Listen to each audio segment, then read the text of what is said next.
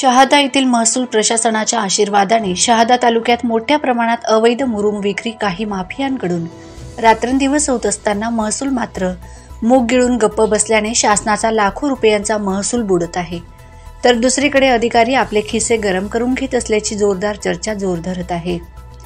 मुरुम माफियांची एक टोळी महसूल विभागातील कर्मचाऱ्यांना हाताशी धरून मुरुम उत्खननाची कुठलीच परवानगी न घेता रात्रभर अवैधरित्या जेसीबी मशीनद्वारे मुरुमाचे उत्खनन करून मोठमोठ्या हायवा, डंपर, टिपरच्या माध्यमातून रात्रभर वाहतूक बिनधास्त केली जात असताना महसूल विभागातील अधिकारी कारवाई करण्यास हिंमत दाखवत नाहीत।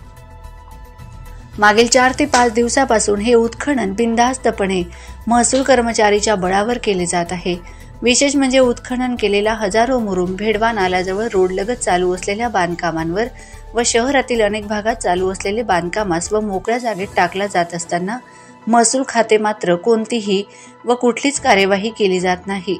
उलट सावधगिरीचा इशारा दिला जात असल्याने मुरुम माफिया आणि महसूल कर्मचारीचे संबंध किती घट्ट आहेत हे सिद्ध होते।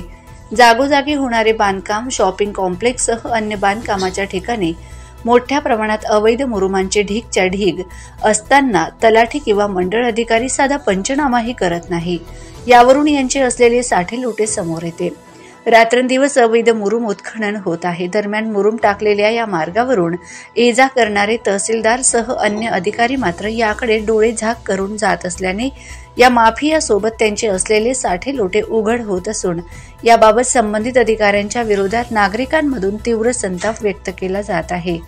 जिल्हाधिकारी मनीषा खत्री यांनी वेळीच लक्ष घालून अवैध मुरुम चोरी करणाऱ्यांवर कारवाई करावी अशी मागणी जनतेतून जोर धरत आहे।